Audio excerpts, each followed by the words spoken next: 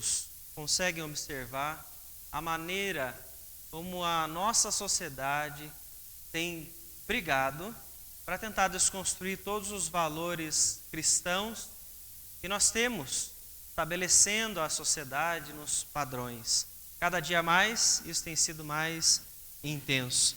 E é possível nós vermos isso quando nós falamos de famílias, quando nós falamos da estrutura familiar, quando nós falamos de como as famílias devem se comportar no seu dia a dia.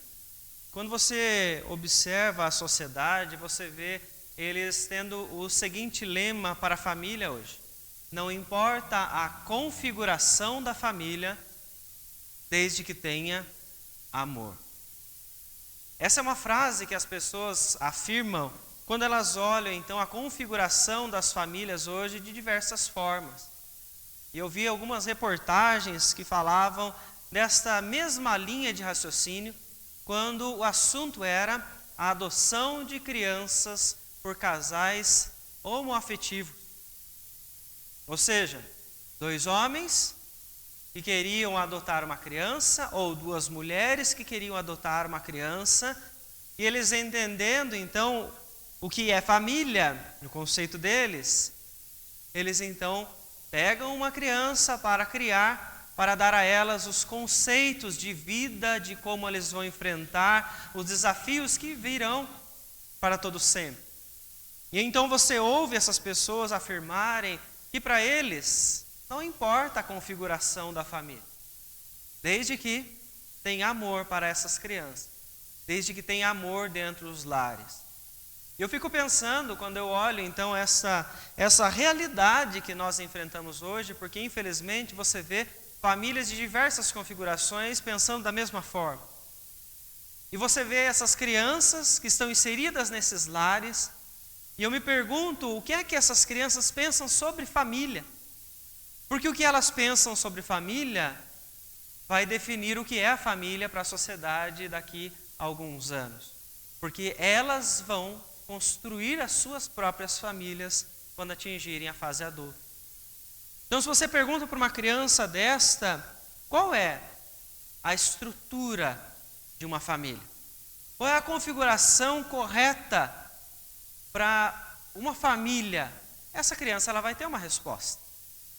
A resposta dela vai ser conforme o padrão que aquela família desenvolveu como correto. Porque o que você vê hoje não existe um padrão familiar correto para ser seguido. Não, cada lar está criando o seu padrão com as suas justificativas para poderem viver tranquilamente sem qualquer tipo de culpa na sua consciência.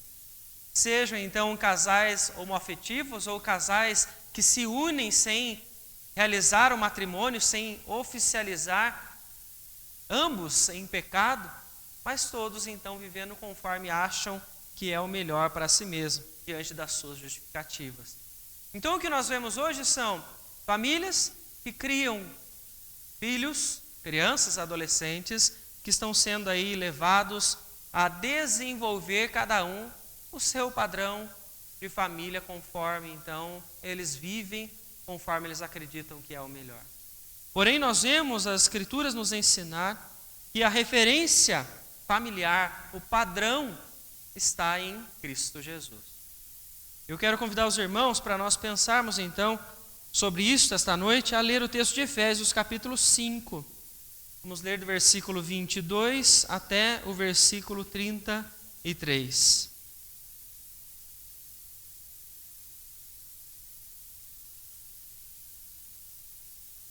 Efésios capítulo 5, versículo 22 ao versículo 33.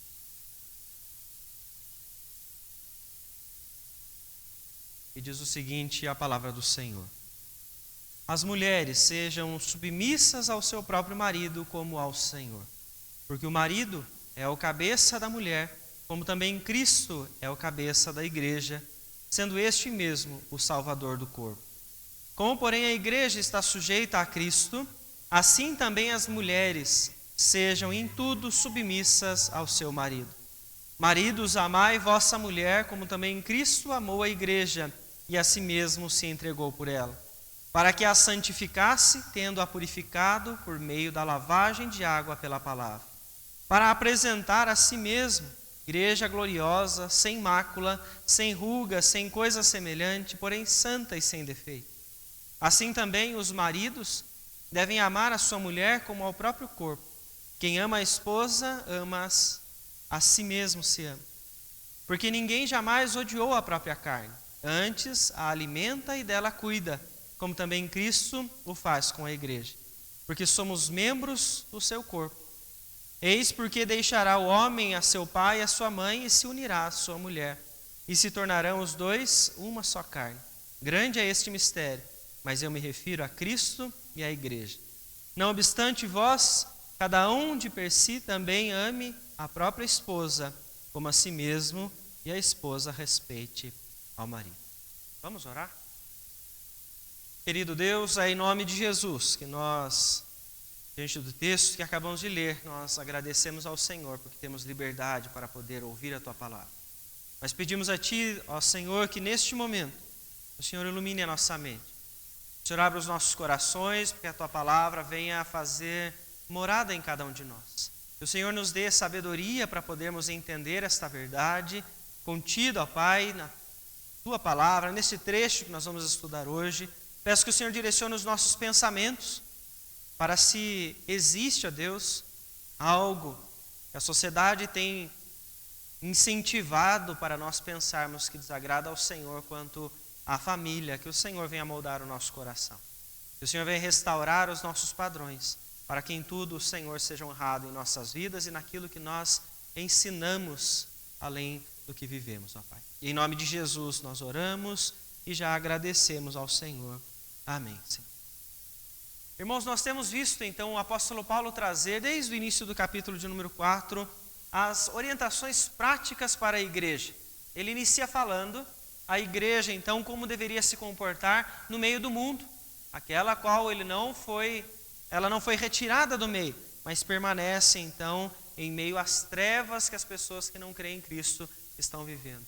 Paulo fala sobre as atitudes de maneira muito direta, as quais a igreja precisa então retirar para viver novidade de vida, para viver revestidos do novo homem, como nós já observamos então nas últimas quartas-feiras que nós estudamos.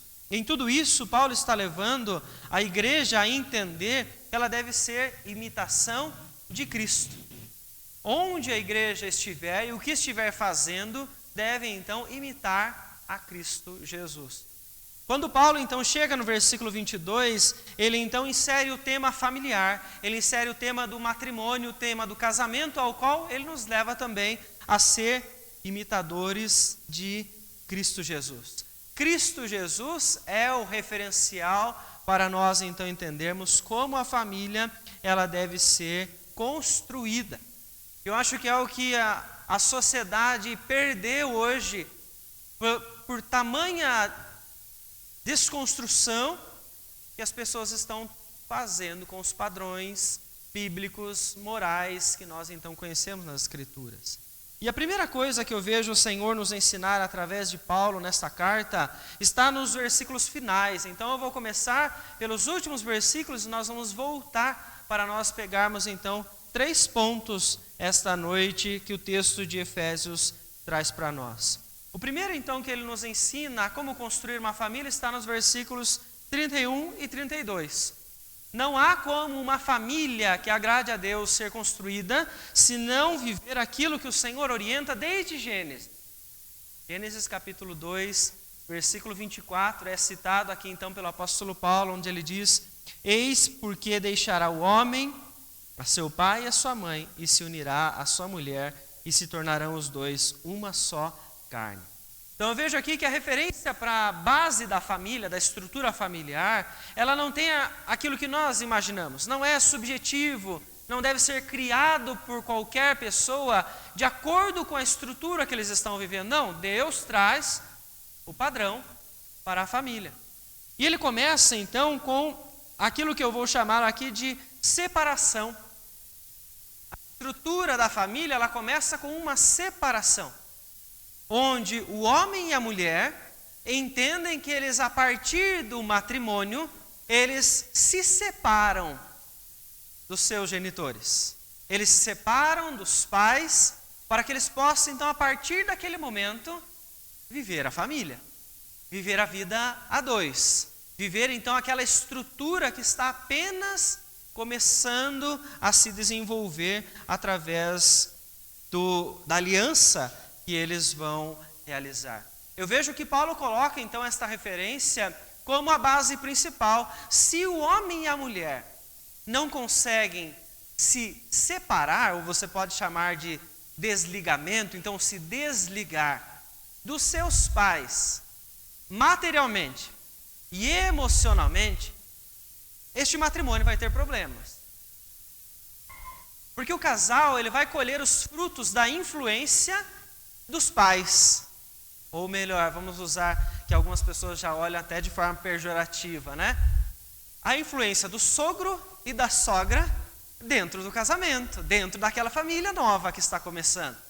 Então você pega aí, né, qualquer momento que essa pessoa esteja vivendo e de repente eles não desligam esse vínculo material e emocional. Em nenhum momento eu estou aqui incentivando que as pessoas nos seus vínculos familiares se afastem dos pais, cortem o relacionamento com os pais. Não é isso que Paulo está dizendo. Mas é necessário um desligamento material e emocional.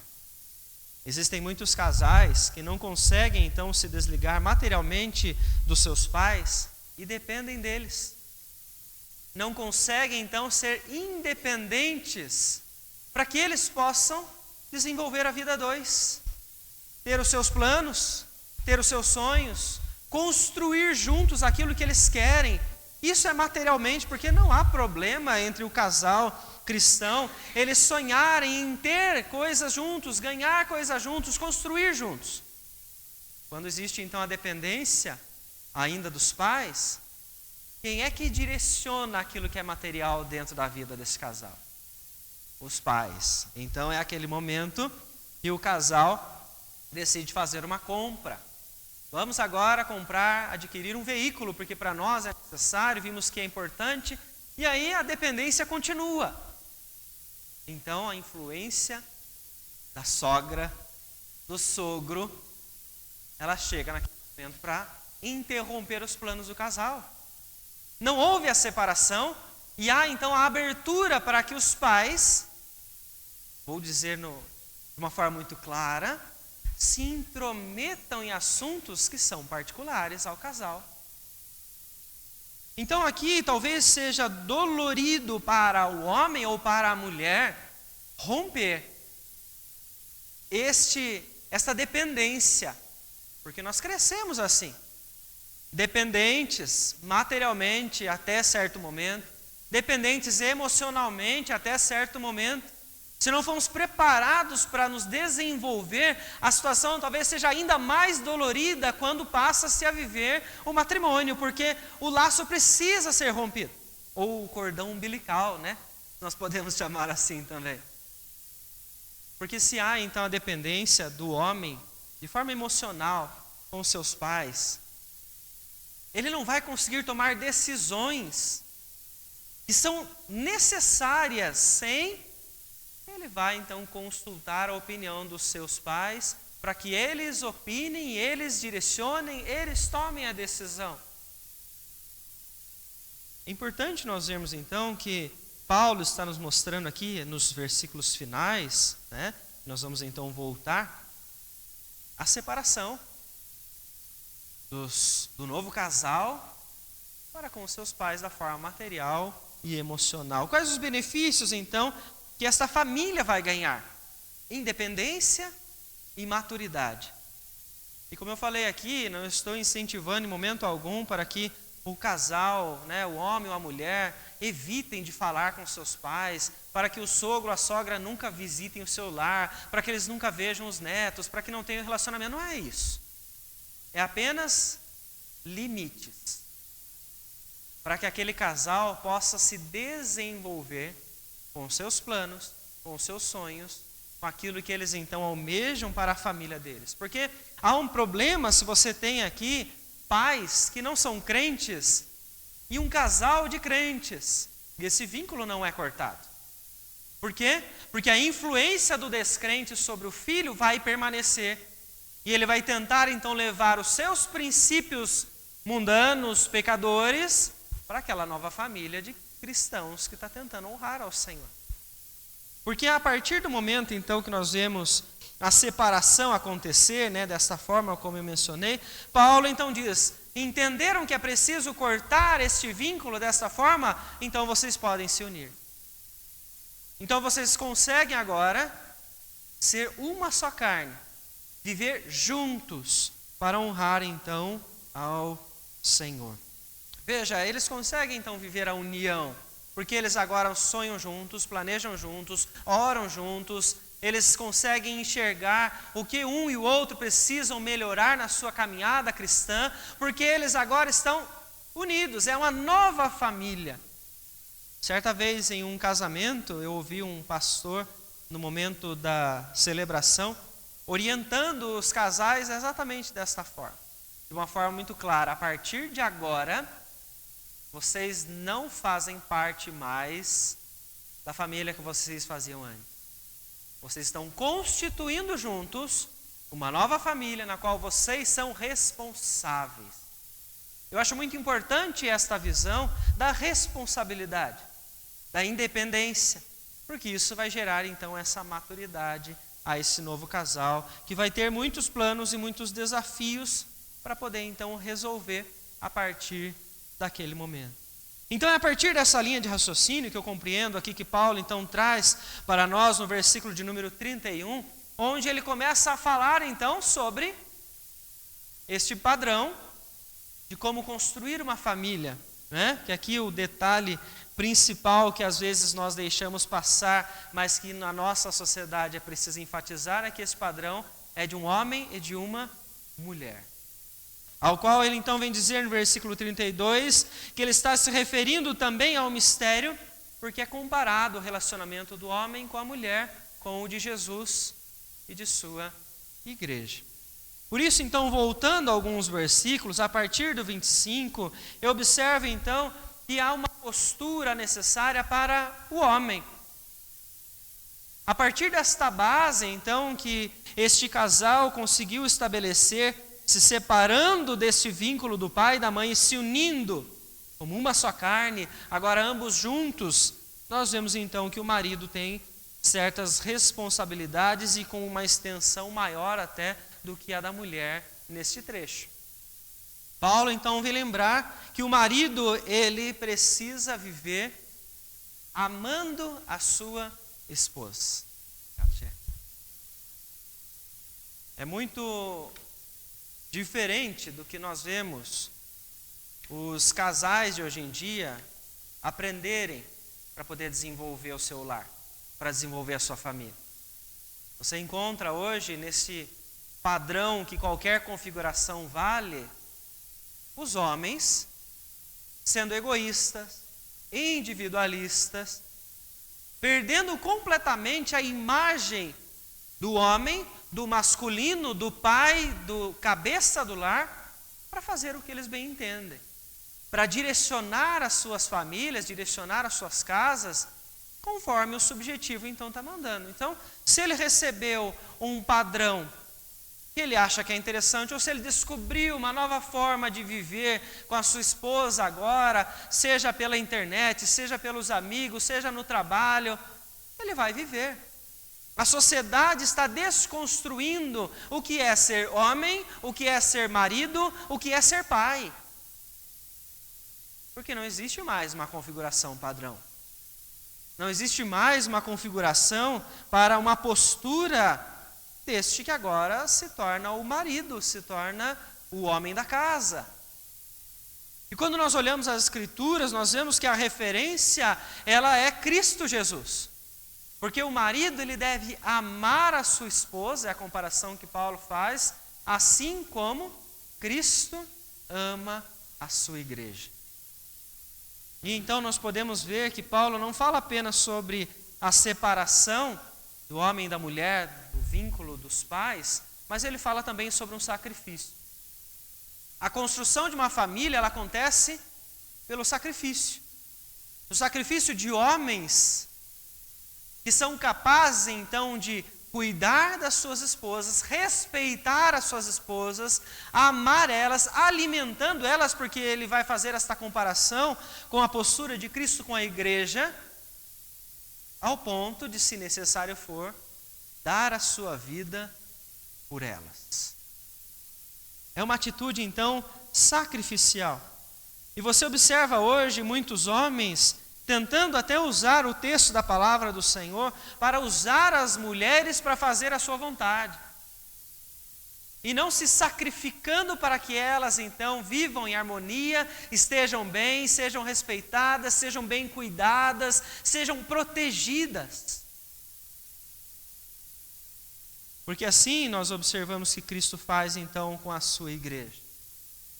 O apóstolo Paulo, então, diz, versículo 25, como também Cristo amou a igreja e a si mesmo se entregou por ela. É necessário, então, que os homens da nossa geração, eles resgatem este conceito de se sacrificar por ela. Mas Cristo não fez apenas isso. Veja, então, que esta ação, ela faz com que esta igreja, comparada à mulher, ela seja, então, santificada. Santificada pela pureza, né, sendo levada à pureza, por meio da lavagem de água com a palavra. Então é sacrifício e santidade. O marido conduz a esposa a uma vida de pureza. O marido conduz a esposa a uma vida santa. E aqui então nós precisamos parar para olhar um detalhe que é necessário para que isso aconteça. Quando você então se depara com lares onde o homem ou a mulher não são submissos a Cristo Jesus, não possuem fé em Cristo Jesus, você não tem como o marido ser o cabeça do lar para se sacrificar pela mulher, porque ele não entende este valor, muito menos levar a mulher à santificação. Porque o que é que Cristo usa então para purificar a mulher? Pela lavagem de água pela palavra. É a verdade que Cristo usa para transformar a sua igreja, a qual é comparada com a mulher neste momento. Quanto mais a igreja ouve a palavra, mais ela se torna sem mácula, sem defeitos, ela se torna santa, agradável ao Senhor. Assim, o marido que conhece a Cristo deve então conduzir o seu lar e ser o cabeça da esposa, conduzindo ela para que ela seja santa.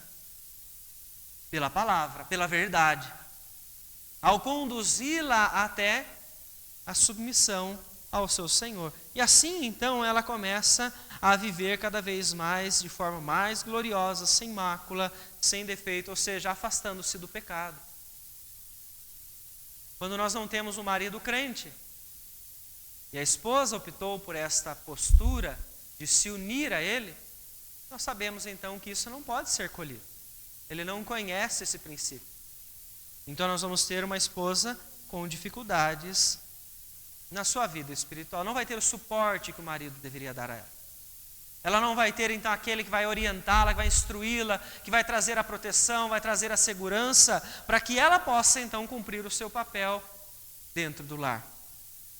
E você vê hoje como que os homens se comportam com relação à pureza, né? Você vê inclusive o apóstolo Paulo falar, desde o versículo 3, sobre algumas obras da carne relacionadas à sexualidade. E você então insere isso no ambiente familiar, onde o casal não crê em Cristo, o homem não crê em Cristo, e direciona a esposa para uma vida de imoralidade sexual, uma vida depravada. E esta mesmo, sendo crente, ela vai precisar lutar contra isso, para poder honrar ao seu Senhor. Então o que nós vemos aqui? Paulo está nos mostrando que existe uma maneira de você construir uma família agradável ao Senhor. Para isso é necessário que Cristo seja o centro da vida dessas pessoas, desse casal. O marido então vai conseguir ser como Cristo, imitar a Cristo, se ele então conhecer a verdade, se ele seguir esta verdade em Cristo Jesus. Veja então que o marido é comparado a Cristo porque ele não deve então odiar a sua esposa, né? Odiar ao corpo. Veja como Cristo se relaciona com a igreja. Em todos os momentos você não vê ele desamparando a igreja, ele não vê odiando a igreja, mesmo ela tendo demonstrado falhas. A misericórdia, a graça na ação de Cristo pelo seu povo, pelo seu corpo.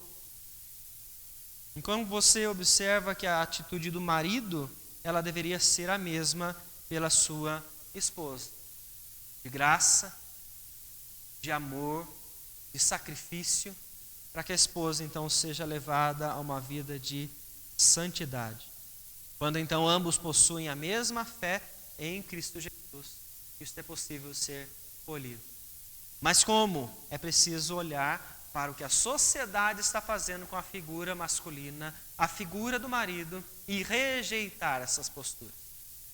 Nós não podemos então aceitar aquilo que o mundo está dizendo que o homem é, que o homem deve fazer, para então segui-los. Não, a palavra deve nortear as nossas famílias, os nossos lares. Os homens devem ser santos, seguindo a Cristo Jesus, para que eles possam então levar as suas esposas e, por consequência, os seus filhos e toda a sua família, para também honrar a Cristo Jesus. Então nós vemos aqui o Senhor ensinar a partir da separação do homem e da mulher, dos seus pais, o sacrifício que o homem deve então exercer para agradar ao Senhor e assim conduzir a sua família, conduzir a sua esposa de forma agradável. Marido não é aquele que abandona, marido não é aquele que deixa, aquele que esquece, isso não é saindo do lar. Muitas vezes isso acontece dentro de casa. Marido é aquele que ama, alimenta, nutre e protege. Este honra então a Cristo Jesus. Mas então, com isto, eu volto aos primeiros versículos. O que talvez seja mais polêmico na nossa sociedade, porque você olha hoje em dia a desconstrução do homem a partir de um movimento de mulheres que querem tomar o lugar dos homens dentro do lar. E você observa então Paulo falar que as mulheres devem ser submissas ao marido. Você fala hoje em submissão na sociedade, você escandaliza as pessoas e elas começam a te criticar, a jogar pedras, porque esse tipo de termo não é aceitável entre as mulheres hoje. E a mulher cristã, que ouve mais o mundo do que a própria palavra, está trazendo isso para dentro de casa e está então desconsiderando o papel que ela tem dentro do seu lar como auxiliadora. Quando você então segue nessa linha de raciocínio, como eu fiz ao contrário, você consegue entender que a mulher ela consegue ser submissa ao marido quando o marido a ama como Cristo ama a igreja.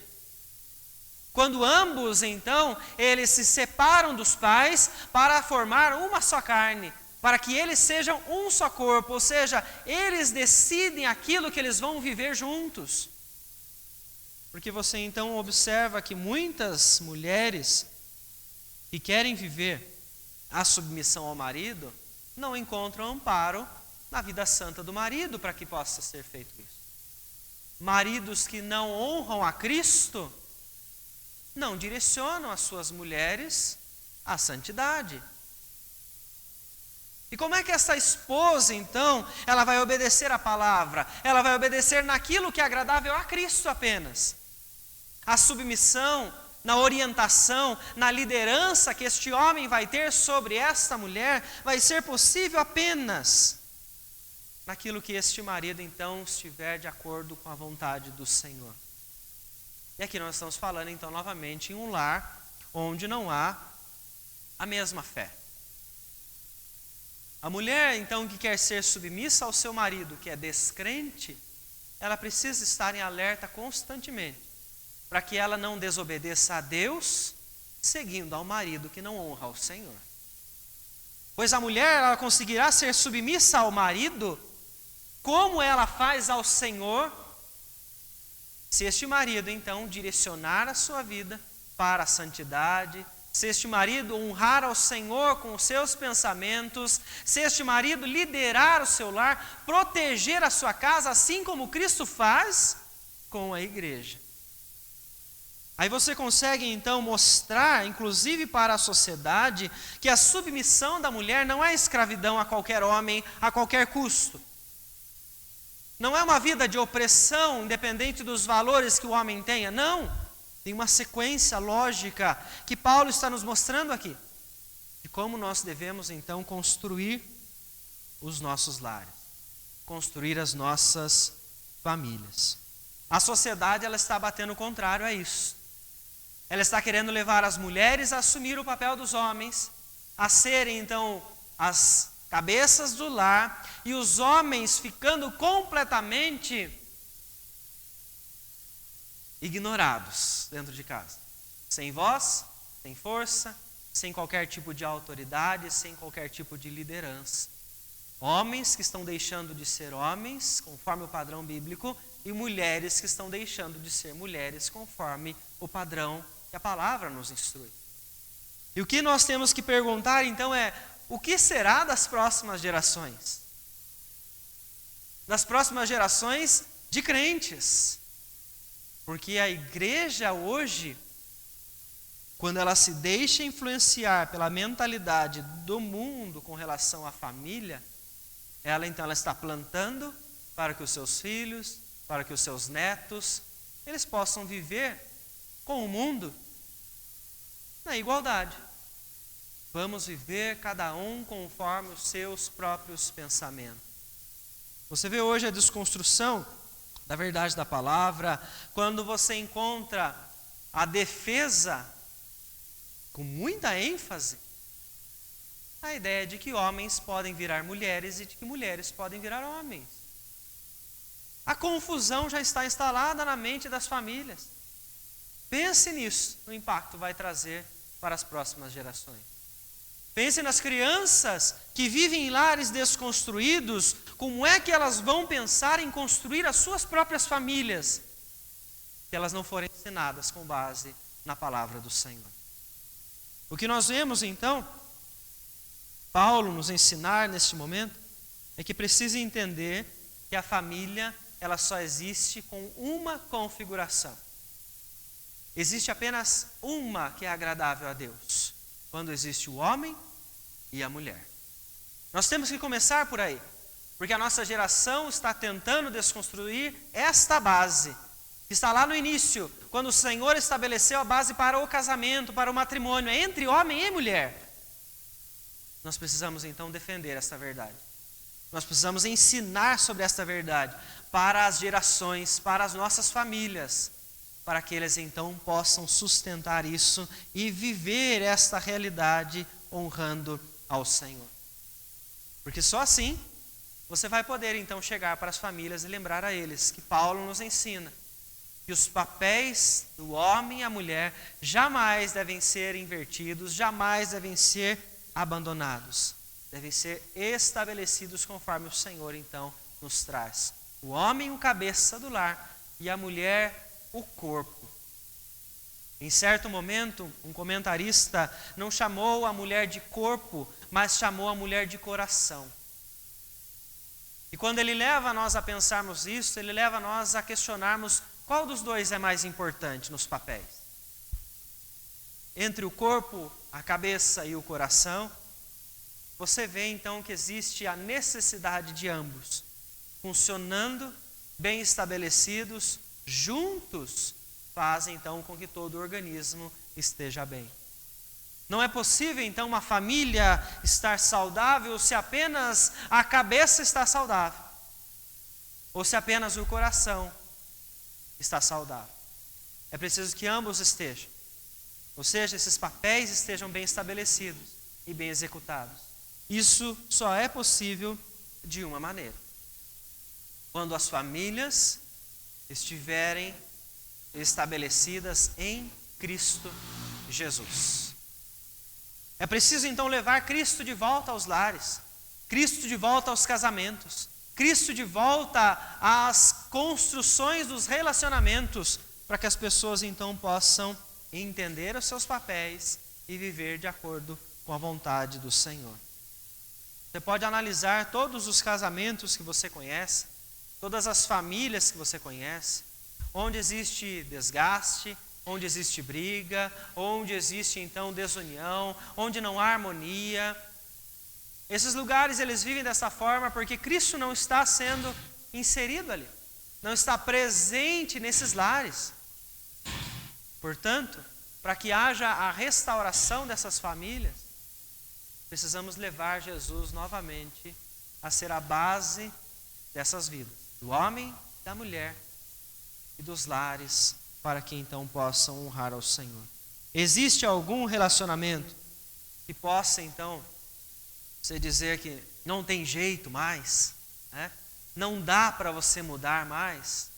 Em Cristo Jesus, sempre será possível restaurar os relacionamentos, a família, esta ligação que ambos têm com os pais.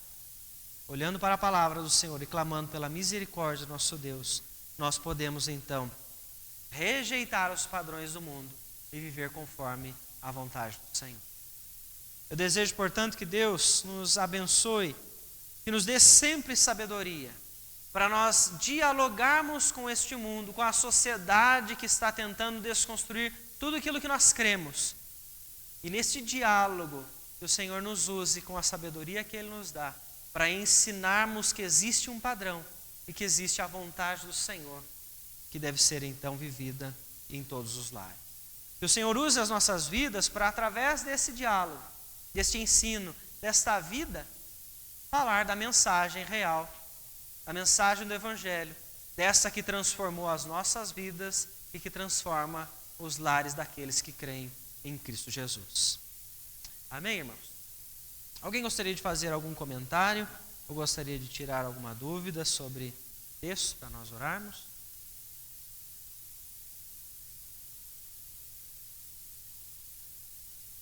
Quero convidar os irmãos a se colocarem em pé, para nós então cantarmos juntos o hino de número 300 e então seguirmos para a oração final.